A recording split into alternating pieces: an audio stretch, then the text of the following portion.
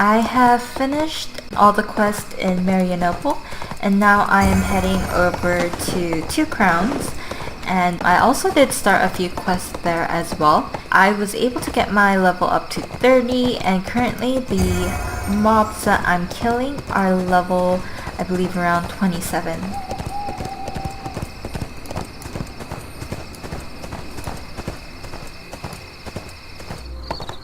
I haven't played in a while, and for now I'm just gonna focus on the main quest so I could speed up the leveling process.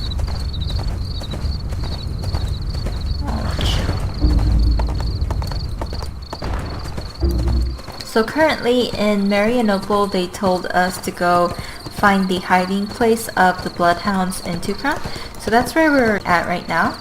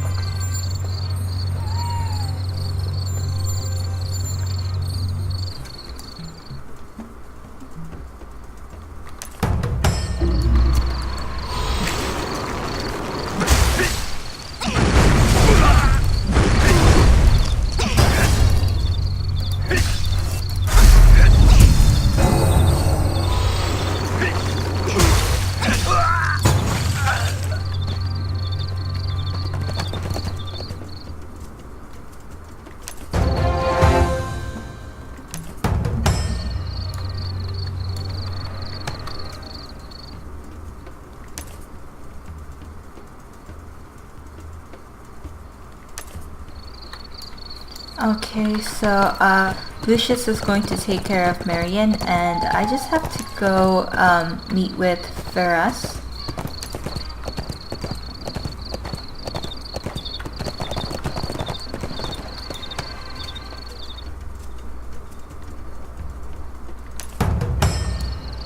Alright, and I have to speak with Lucius through this tomb.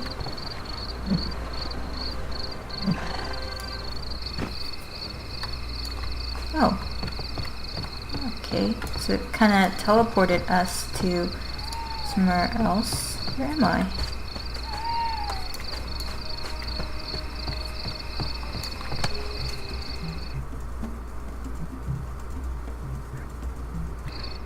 By the time you reached her, Marion was already dead.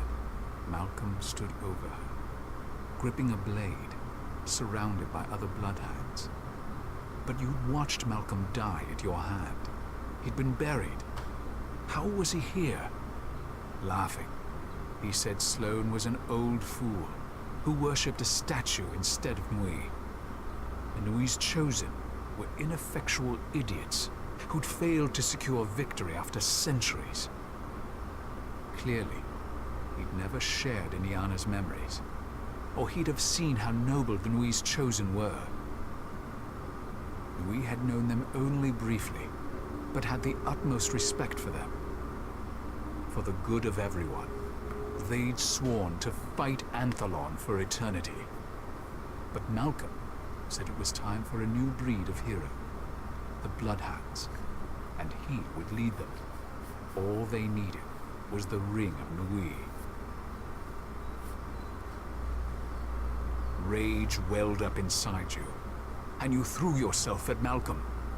Surprised, he dropped the ring. The Bloodhounds were everywhere, attacking you from every angle, but you had eyes only for Malcolm. He'd slain Marion and Sloane, and slandered all the noble Nui's chosen. You would avenge them all, or die trying. If Malcolm refused to die, you'd keep killing him again and again. Eventually, you'd make it stick. A crack of thunder tore through your ears as you defeated him. Lightning snaked across the ceiling. You turn to find the rest of the bloodhounds dead, and a strange man standing before you. In his hand, he held not a sword, a staff, or a lute, but a flickering bolt of lightning. It had to be Lucius. Grief crumbled his gentle features as he gazed down at Marian's body.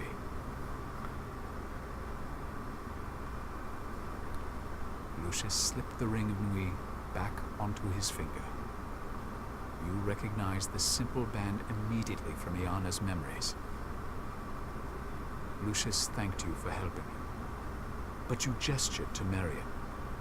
She'd wanted to help him, not you. To reward her devotion, if he was such an almighty god, he needed to bring her back to life. Lucius offered a regretful smile and murmured that he didn't have that kind of power. He was no god, and didn't want to be. He was only a hero who'd once made a vow to his beloved. It was true that while everyone knew Nui's name, no one called Lucius a god. But then why had Marian wasted so much breath on him? Maybe Malcolm had been right. Maybe Nui's chosen were just ineffectual fools. Lucius laughed. He said there was no need to grieve, and no need to hurry. He might be powerless, but he did know someone who could help. He leveled a finger at you. So currently, Marian is dead.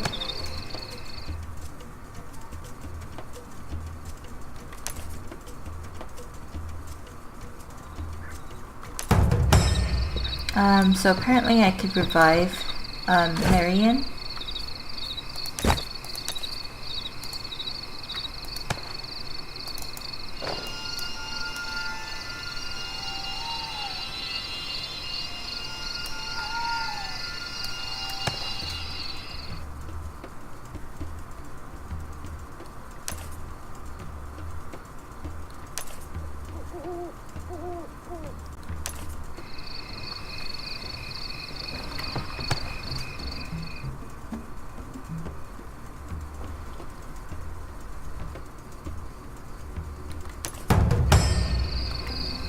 So far we finally found the ring of Nui, and Lucius will return it, and for now they just want me to go visit Marian's family because they think I kidnapped her.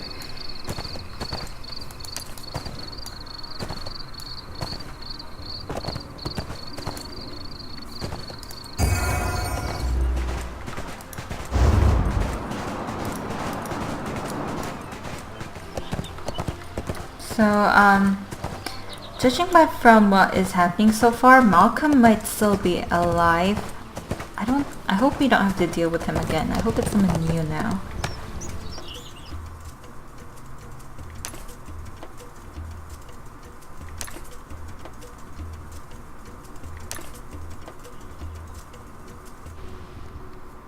Lucius explained that the magic contained within the golden runes was a pure magic.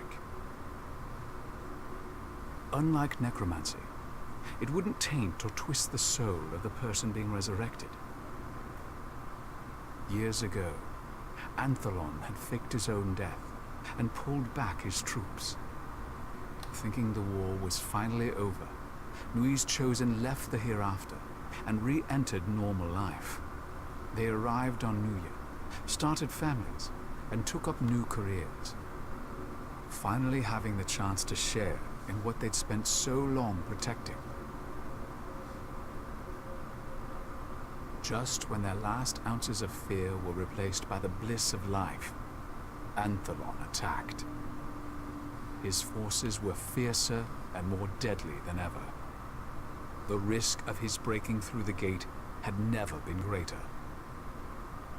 Nui's chosen were forced to abandon their new lives and return to the war. But before leaving, they gave their children a special mark to protect them, a golden rune. You were an heir of the noblest lineage ever to tread the earth.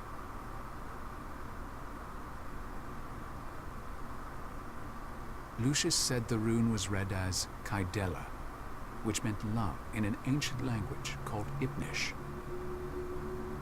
Back then, drawing the character with your finger had been the equivalent of saying, I love you. Nui's Chosen had picked this symbol to give their offspring. Drawing the magic from their own life forces, Nui's Chosen traced the rune on each child. Their children were marked with a love so strong, it could be concentrated into physical form. Malcolm had used his mark on himself. The ultimate selfishness, the ultimate cowardice. Poor Malcolm. He hadn't wasted his death, or even his life. He'd wasted love itself. Some Nuyans had been fearful of the special magic the heirs held, and kept the truth a secret. Even people like Marion, who knew the heirs were special, could never figure out exactly how. Marion, a good and loyal friend. The golden rune on your arm began to glow, brighter and brighter. As its light flared up, your eyes widened. Marion drew a breath. The golden mark vanished from your arm, never to return. Marion awoke with a musical laugh. Your suspicions about her heritage had been correct. She was one of the noble Marions, betrothed to the prince himself. She already knew that as queen, she wanted to lead people back to their rightful place on Aurora. She had suspected the magic of the rune bearers could help. That was why, against Atalantia's advice, she had gone to find them. Lucius returned to the battle he'd been fighting for centuries. Nui's Chosen finally understood that their sacrifice was total. Even if the war seemed to end, they could never return to their people. It was too risky. But despite Anthelon, his evil, his destruction, the people they were protecting could return to Aurora, could reclaim the ancient Nuyen lands, the birthlands of Lucius and Iana, and your parents. You felt another of Iana's memories emerge. As the goddess Nui, she just transported the citizens of Aurora to their new home. But the effort was too great, and she was fading away. She implored Lucius to be the people's father, to take care of them. He agreed, promising he wouldn't let them forget their mother's name. You no longer had your golden rune, but you had used it well. And now, you had something even better. A legacy. Okay, so I think for now the main quest is finished.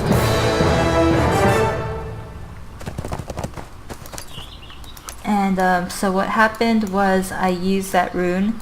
In the end, I went to go look for more information on that rune on my arm, and I met Marion, and after using it on her, we finally figured it was to save someone's life. But once you use it, it doesn't come back. I'm just wondering what happened to Sloane's mark then. If he couldn't use it on himself, did it go to waste? So yeah, so main quest is finished for now, but I'm sure more will come on the way. I have finished all the quests in two crowns, and now I'm heading towards Cindermore. Earlier on, I did go ahead and accept all the beginning quests in this area.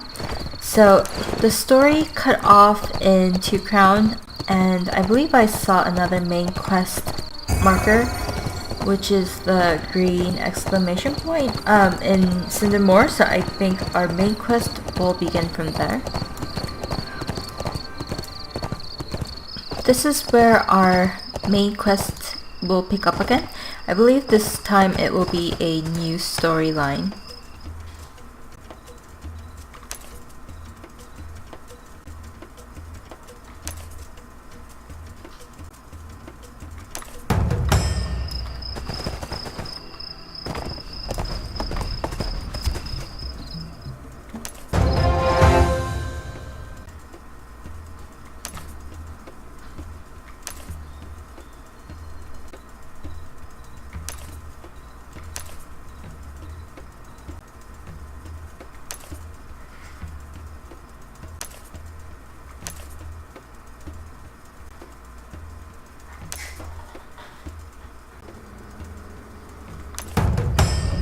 currently we have to go report to investigate the Ost followers, since they have a soul's eye or a soul eye that could open more rifts and bring in Anthelon's forces. So that's the beginning of the new main quest series, and before that I'm just gonna complete a few of the quests here.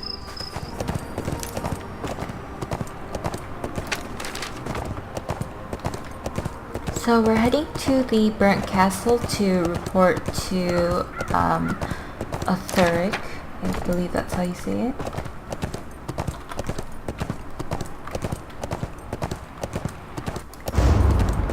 Okay, and I also was able to get my level up to 38 by crafting and doing some trade packs. Also mining as well.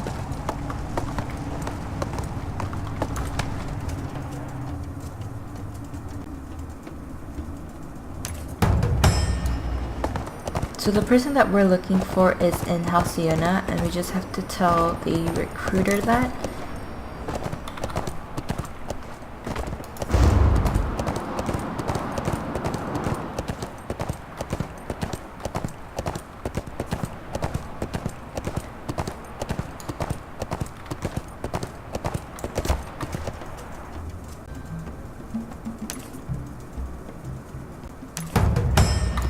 We also have to take a letter to that recruiter's brother, but before that I'm also going to join Crimson Rift. Let's see. So it should start at 12, which gives us about like a little less than 10 minutes.